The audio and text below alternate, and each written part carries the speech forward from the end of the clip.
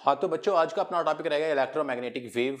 Electromagnetic wave के content क्या होते हैं, इलेक्ट्रोमैग्नेटिक वेव का सोर्स क्या होता है, इलेक्ट्रोमैग्नेटिक वेव प्रोपेगेट कैसे करती है, क्या उसका पैटर्न होता है, क्या डिजाइन होता है, सारी बातें मैं आपके सामने डिस्कस करने वाला हूं। तो बच्चों इलेक्ट्रोमैग्नेटिक वेव के सारी बातें स्टार्ट करने से पहले मैं आपको बताता हूं कि वेव क्या होती है। तो बेसिकली वेव ये होती है कि तब भी हमें एनर्जी को एक जगह से दूसरी जगह पे ट्रांसपोर्ट करना हो, भेजना हो, तो उस एनर्जी को एक जगह से दूसरी जगह तक भेजा जाए और उसके भेजने में जो पैटर्न डिजाइन जो बने उस डिजाइन को हम लोग वेव कहते हैं। फिर दोबारा से देखो क्या क्या चीजें इन्वॉल्व है वेव की डेफिनेशन में। दो लोकेशन होनी चाहिए, एनर्जी का ट्रांसफर होना चाहिए, वो एनर्जी किसी फॉर्म में डिस्टर्बेंस की फॉर्म में ट्रांसफर होनी चाहिए, तो डिस्टर्बेंस जो हो वो डिस्टर्बेंस का एक पैटर्न होना चाहिए, एक डिजाइन होना चाहिए। इन सबको मिला जुला के हम लोग कहते हैं वेव। तो वेव में आपने इससे पहले पढ़ा था कि जैसे मैं बोल रहा हूं और आपके कानों तक आवाज जा रही है तो वो एयर के पार्टिकल ऑसिलेट कर रहे होते हैं, ऑसिलेशन हो रहा होता है उनके बीच में और वो डिस्टर्बेंस आप तक पहुंच रहा होता है, यानी कि एनर्जी साउंड वेव की टर्म्स में ट्रेवल कर रही होती है। इसके अलावा से आप मान लीजिए पानी में, तालाब में आपने पत्थर फेंका तो वहां पर जो वाटर है, वाटर की एनर्जी हम लोग कहते हैं वाटर वेव, उसको कहते हैं हम लोग। लेकिन एक ऐसी वेव भी होती है जिसको मीडियम की जरूरत नहीं होती। जैसे मान लीजिए मैं यहां पे बोलूं और एयर मीडियम ना हो तो आप नहीं सुन पाएंगे। और अगर मान लीजिए मैं बात करूं एक दूसरे वेव की जिसमें मीडियम की जरूरत नहीं होती, बिना किसी मीडियम के भी वो प्रोपगेट करती है, वो ट्रेवल करती है, वो एनर्जी को यहां से वहां भेजने में कामयाब हो जाती है। इस तरह की जो वेव है उस तरह की वेव को हम लोग नाम देते हैं ईएम वेव, इलेक्ट्रोमैग्नेटिक वेव। और वो हम आज पढ़ने वाले हैं, ये ईएम वेव। बच्चों ये ईएम वेव के लिए कौन कौन से कंटेंट होते हैं ईएम वेव के? बेसिकली वो ईएम वेव बनी किससे मिलकर होती है, क्या चीजें उसमें बनी होती है, क्या चीजें उसमें होती है जो ईएम वेव को बनाती है? तो सबसे पहले है इलेक्ट्रिक फील्ड। इलेक्ट्रिक फील्ड का इन्वॉल्वमेंट उसमें होता है। और वो जो इलेक्ट्रिक फील्ड होती है वो कैसी होती है? वो चेंजिंग या वेरिंग इलेक्ट्रिक फील्ड होती है, राइट। ये वेरिंग इलेक्ट्रिक फील्ड होती है या फिर मैं कहूंगा इसे ये चेंजिंग इलेक्ट्रिक फील्ड होती है, चेंजिंग इलेक्ट्रिक फील्ड, राइट। और उसी के साथ साथ एक चेंजिंग मैग्नेटिक फील्ड भी इन्वॉल्व होती है उसमें, एक चेंजिंग मैग्नेटिक फील्ड भी इन्वॉल्व होती है, मैग्नेटिक फील्ड ये भी चेंज हो रही होती है, राइट। तो चेंज होती हुई इलेक्ट्रिक फील्ड और चेंज होती हुई मैग्नेटिक फील्ड बेसिकली क्या क्रिएट करती हैं? एक ईएम वेव क्रिएट करती हैं। अच्छा ये चेंज होती हुई इलेक्ट्रिक फील्ड और मैग्नेटिक फील्ड कहां से आया भाई? ये किसने क्रिएट किया? ये सब कैसे बना? तो अब मैंने आपको पहले भी बताया है, मैं फिर बता रहा हूं कि तब भी इलेक्ट्रिक फील्ड जो बनती है उसके बारे में पहले बात करूंगा। तब भी कोई भी स्टेशनरी चार्ज हो, स्टेशनरी चार्ज हो तो वो एक इलेक्ट्रिक फील्ड बनाता है। और वो इलेक्ट्रिक फील्ड भी कैसा होता है? वो भी स्टेशनरी होता है। एक इलेक्ट्रिक फील्ड बनता है और वो इलेक्ट्रिक फील्ड भी स्टेशनरी होता है। लेकिन अगर वो चार्ज मूव कर रहा हो, यानी कि कोई भी अगर मूविंग चार्ज हो तो क्या होगा? कोई भी अगर मूविंग चार्ज हो तो क्या? तो अगर चार्ज मूविंग हो तो वो इलेक्ट्रिक फील्ड भी बनाता है और वो मैग्नेटिक फील्ड भी बनाता है, यानी कि वो ई और बी दोनों बनाता है, ई एंड बी। बच्चों आपको समझा दूं, इलेक्ट्रिक फील्ड तो ठीक है वो चार्ज बनाई गई, लेकिन तब वो इलेक्ट्रिक चार्ज चलेगा तो इलेक्ट्रिक चार्ज चलने से क्या होगा? इलेक्ट्रिक करंट बनेगा। और आपको मालूम है इलेक्ट्रिक करंट का मैग्नेटिक इफेक्ट ऑफ करंट, यानी कि करंट के पास मैग्नेटिक इफेक्ट भी होता है, तो इलेक्ट्रिक फील्ड भी बनेगा और मैग्नेटिक फील्ड भी बनेगा। लेकिन इसी बात को हम और आगे बढ़ाएं, हम लोग कहें कि एक्सेलरेटिंग चार्ज है। अगर एक्सेलरेटिंग चार्ज की बात करें तो वो एक्सेलरेटिंग चार्ज इलेक्ट्रिक फील्ड भी बनाता है, ध्यान से समझने वाली बातें हैं ये। वो मैग्नेटिक फील्ड भी बनाता है और वो उनको प्रोपगेट भी कराता है, यानी कि उसमें प्रोपगेशन भी होता है, प्रोपगेशन भी उसमें होता है, वो प्रोपगेट भी करती है। यानी कि तीन काम एक साथ हो रहे हैं, इलेक्ट्रिक फील्ड भी बन रहा है, मैग्नेटिक फील्ड बन रहा है और वो प्रोपगेट भी कर रहे हैं एक डायरेक्शन में। तो ये जो इलेक्ट्रिक फील्ड और मैग्नेटिक फील्ड है ये दूसरे के परपेंडिकुलर भी होते हैं। अगर मैं आपको बताऊं तो ये परपेंडिकुलर क्यों होते हैं भाई? तो ये परपेंडिकुलर इसलिए होते हैं क्योंकि जैसे मान लीजिए मेरे पास ये एक कंडक्टर है, इस कंडक्टर में करंट फ्लो हो रहा है। अगर इसमें करंट फ्लो हो रहा है बच्चों तो इसमें मैग्नेटिक फील्ड कैसा बनेगा? ऐसे ऐसे बताया था ना मैंने, इस हैंड से हम लोग ऐसे फ्लेमिंग या फिर अपना डायरेक्शन के लिए जो भी हम हैंड यूज करते थे, तो यहां पर अपना मैग्नेटिक फील्ड बना।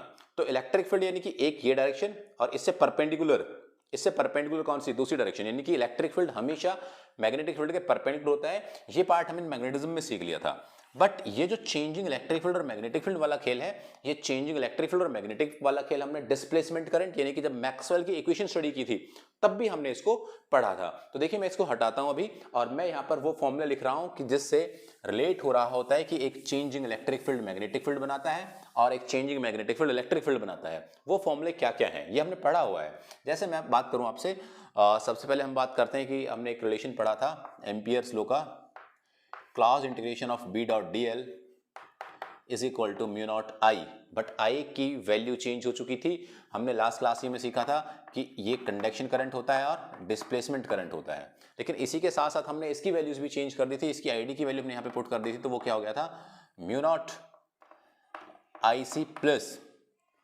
म्यू नॉट, या मैं कॉमन ही रखता हूँ म्यू नॉट को, आई सी प्लस आईडी की वैल्यू पुट कर देते हैं, तो आईडी मतलब डिस्प्लेसमेंट करंट, वो होता है आपका epsilon naught D E by D t. Basically होता तो वो d phi by D t था, लेकिन फाई की वैल्यू पुट करेंगे तो वो ई इंटू ए हमने पुट कर लिया, तो ये हमारे पास रिजल्ट आता है। यानी कि ये जो एक इक्वेशन बनी, इस इक्वेशन को और मैं फर्दर आगे लिखूं तो क्या, बी तो कॉन्स्टेंट हमने बाहर ले लिया, डी एल का integration that is equal to mu naught I C plus epsilon naught D E by D T into A. ये वाली इक्वेशन बच्चों, इस वाले इक्वेशन में देखना, मैथमेटिकली प्रूव किया था मैक्सवेल भाई साहब ने 4 इक्वेशन बना के कि कैसे एक बदलती हुई एक चेंजिंग इलेक्ट्रिक फील्ड, एक बदलती हुई चेंजिंग इलेक्ट्रिक फील्ड बेसिकली क्या बना देती है, एक मैग्नेटिक फील्ड बना देती है, एक मैग्नेटिक फील्ड बना देती है। उन्होंने इसके रिवर्स भी प्रूव किया था। इसके रिवर्स प्रूव क्या किया था, उन्होंने बताया था कि ऐसा नहीं है कि केवल चेंजिंग इलेक्ट्रिक फील्ड ही मैग्नेटिक फील्ड बनाती है, अगर आप मैग्नेटिक फील्ड को चेंज करोगे तो वो इलेक्ट्रिक फील्ड भी बन जाएगा। वो कैसे होगा भाई, देखो उसके लिए उन्होंने कहा था कि चलो देखिए, हमने फैराडे का नियम पढ़ा था कि EMF is equal to what, minus d phi by D t, है ना, ये बातें हमने पढ़ी हुई है। तो अगर हमने ये पढ़ा हुआ है तो यहां से ईएमएफ का रिजल्ट एक हुआ करता है क्या, in terms of electric field क्या होता है, देखो मैंने पहले भी पढ़ाया है, V is equal to E into d, wait. तो ये जो V है ये क्या है, पोटेंशियल ईएमएफ है, that is equal to electric field into distance. तो यहां से मैं इस E को क्या लिख सकता हूं, इस V को, बेसिकली V क्या है, V E ही है, ईएमएफ ही क्या है, V। समझ रहे हो, तो ईएमएफ में वोल्टेज में कोई डिफरेंस बड़ा नहीं होता, करंट इलेक्ट्रिसिटी में हमने सीखा था। तो यहां पे मैं लिख दूंगा इसको E into D, that is equal to minus of phi का फॉर्मूला क्या होता है, B into a upon d t. भले इस माइनस को बुला दिया जाए, कोई जरूरी नहीं है। तो यहां से ये रिजल्ट आ गया हमारे पास, E is equal to minus d phi by D t होता है, तो यहां से हमारे पास रिजल्ट आ गया E into D, that is equal to D B by D T into A, जो कि कांस्टेंट है। देखो यहां पर क्या हुआ, एक बदलता हुआ मैग्नेटिक फील्ड क्या बनाता है, एक इलेक्ट्रिक फील्ड बना देता है। तो दोनों ही रिवर्स, दोनों ही यहाँ पे प्रूफ उन्होंने किए। उन्होंने बताया कि एक बदलता हुआ इलेक्ट्रिक फील्ड क्या बना देता है, मैग्नेटिक फील्ड, और बदलता हुआ मैग्नेटिक फील्ड क्या बना देता है, तो एक इलेक्ट्रिक फील्ड बना देता है। और इस पूरे को उन्होंने एक डायग्राम में बना दिया, जिसको उन्होंने कहा कि वो ईएम वेव होती है। इस पूरे को उसने लिख लें आप साथ साथ, इस पूरे को उन्होंने एक डायग्राम में बनाया और कहा कि किस तरह से ये दोनों इलेक्ट्रिक फील्ड और मैग्नेटिक फील्ड ऑटोनोमस हो जाती हैं या सेल्फ सस्टेन्ड हो जाती हैं, यानी कि एक दूसरे पर डिपेंड हो जाती हैं और एक दूसरे को बनाना स्टार्ट कर देती हैं, और फिर इवन उनको अपने सोर्स की भी जरूरत नहीं होती, अपने सोर्स की जरूरत होती है, वो आगे प्रोपगेट कर जाती हैं। उस फंडे को समझाऊंगा। देखो मैं, मान लीजिएगा हमने कुछ बदलता हुआ इलेक्ट्रिक फील्ड यहाँ पे लिया। बदलता हुआ इलेक्ट्रिक फील्ड कैसे ले सकते हैं हम लोग, तो अगर मान लीजिए हमारे पास दो चार्ज हैं, पॉजिटिव नेगेटिव, उन दोनों चार्जेस के बीच एक इलेक्ट्रिक फील्ड बना हुआ है। अगर मान लीजिए मैं इनको मूव कराता हूँ, ऑसिलेट कराता हूँ ऐसे ऊपर और नीचे की तरफ, तो क्या होता है, यहाँ पर ऐसे इलेक्ट्रिक फील्ड आगे बढ़ता हुआ चला जाता है, आगे भी बढ़ता है इलेक्ट्रिक फील्ड और चेंज भी होता है, दूरी भी उसकी बढ़ती है। तो एक ऑसिलेटिंग जो हमारे पास चार्ज है या ग्रुप ऑफ चार्ज है ऑसिलेटिंग, वो ऑसिलेटिंग ग्रुप ऑफ चार्ज क्या क्रिएट कर देते हैं, ये एक electric field, varying electric field with propagation, एक दूसरे को रिपेल करते हुए ये फील्ड लाइंस वहाँ पे क्रिएट हो जाती हैं। तो जैसे मान लीजिए पहले ये एक इलेक्ट्रिक फील्ड था, फिर बढ़ता गया इलेक्ट्रिक फील्ड, फिर और बढ़ा, है ना, वेरिंग इलेक्ट्रिक फील्ड चेंज हो रहा है, वो तो ऐसे बढ़ता गया, फिर उसके बाद वो कम होना स्टार्ट हुआ, राइट, ऐसे कम हुआ वो एक डायरेक्शन में। फिर उसके बाद एक चीज और खास है, तब एक बदलता हुआ इलेक्ट्रिक फील्ड बना, तो ये बदलता हुआ इलेक्ट्रिक फील्ड क्या बनाएगा, ये एक मैग्नेटिक फील्ड भी बनाएगा। ये मैग्नेटिक फील्ड ऐसे इलेक्ट्रिक फील्ड से कैसा बनेगा, इसके परपेंडिकुलर बनेगा। परपेंडिकुलर बनेगा तो कहां बनेगा, जैसे मान लीजिए यहां पर बनाए हो, ये मैंने यहाँ पे इलेक्ट्रिक फील्ड बना दिया ऐसे, ये एक वेरिंग इलेक्ट्रिक फील्ड बन गया भाई, समझ रहे हो मेरी बात। तो यहां से इस तरह से ये एक वेरिंग मैग्नेटिक फील्ड बनाया इस वेरिंग इलेक्ट्रिक फील्ड ने। अब ध्यान से सुनना, मैं इसको बनाता हूं, देखो ये ऐसा एनवलप, ऐसा एक इसका एनवलप बना, और यहां से ये किसके लिए बना, ये आपका मैग्नेटिक फील्ड के लिए बना, ये इलेक्ट्रिक फील्ड तो ये मैग्नेटिक फील्ड। अब इस चेंजिंग, पहले इलेक्ट्रिक फील्ड ने क्या बनाया, मैग्नेटिक, अभी मैग्नेटिक क्या बनाएगा, इलेक्ट्रिक, अपने से क्या, परपेंडिकुलर। तो इसने फिर यहाँ पे क्या बनाना स्टार्ट कर दिया, फिर यहाँ पे इसने इलेक्ट्रिक फील्ड का फॉर्मेशन स्टार्ट कर दिए। तो इलेक्ट्रिक फील्ड चेंज होता हुआ बना, बढ़ते गया वो इलेक्ट्रिक फील्ड ऐसे, फिर बढ़ते वो कम होना स्टार्ट हुआ ऐसे, फिर वो यहाँ से कम होता चला गया। तो ये एक बदलते हुए मैग्नेटिक फील्ड ने इलेक्ट्रिक फील्ड बनाया, ये वाला। अब इस बदलते हुए इलेक्ट्रिक फील्ड से क्या बनेगा, इससे फिर मैग्नेटिक फील्ड बनेगा। कहां पर, इससे परपेंडिकुलर। उसने ये यहां पर इलेक्ट्रिक फील्ड मैग्नेटिक फील्ड बना दिया। इस बदलते हुए इलेक्ट्रिक फील्ड ने एक बदलता हुआ चेंजिंग मैग्नेटिक फील्ड बना दिया। समझ रहे हो मेरी बात आप? तो यहां से ये एक ऐसे बदलता हुआ मैग्नेटिक फील्ड बन गया, राइट, ये ऐसे। अब ये बदलता हुआ मैग्नेटिक फील्ड क्या बनाएगा, फिर से ये ऐसा इलेक्ट्रिक फील्ड बनाएगा, राइट। तो इसी तरह से ये इलेक्ट्रिक फील्ड, मैग्नेटिक फील्ड ऐसे, ऐसे और इस डायरेक्शन में ये ऐसे।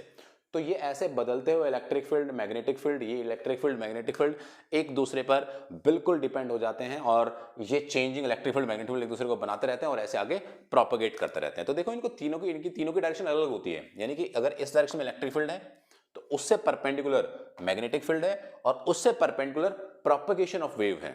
यानी कि जो वेव, ये जो EM वेव है, ये जो प्रोपेगेट कर रही है उसकी डायरेक्शन इन दोनों के परपेंडिकुलर है। इलेक्ट्रिक फील्ड, मैग्नेटिक फील्ड और प्रोपेगेशन, इनकी ये इलेक्ट्रिक फील्ड है तो ये मैग्नेटिक फील्ड है, तो इनकी प्रोपेगेशन की डायरेक्शन है, इस डायरेक्शन में प्रोपेगेट कर रही है। तो ये पूरे का पूरा जो पैटर्न, जो डिजाइन बना, ये बेसिकली डिजाइन है EM वेव का। इसी को तो हम कहा करते हैं EM वेव।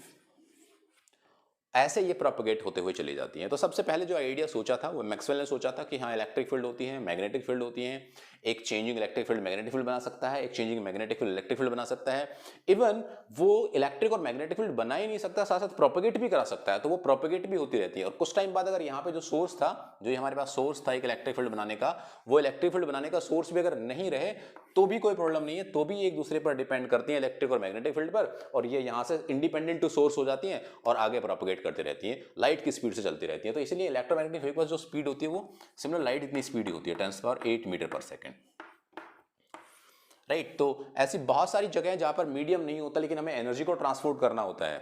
तो उस तरह के ट्रांसपोर्टेशन में जो यूज होती है वेव, वो यूज होती है आपकी EM वेव्स। जैसे सन से लाइट आ रही है, वहां बीच में वैक्यूम भी आता है, डिफरेंट डिफरेंट मीडियम भी आता है, जो भी आए, लेकिन उसको किसी मीडियम की जरूरत होती नहीं, वो लाइट है, वो EM वेव है।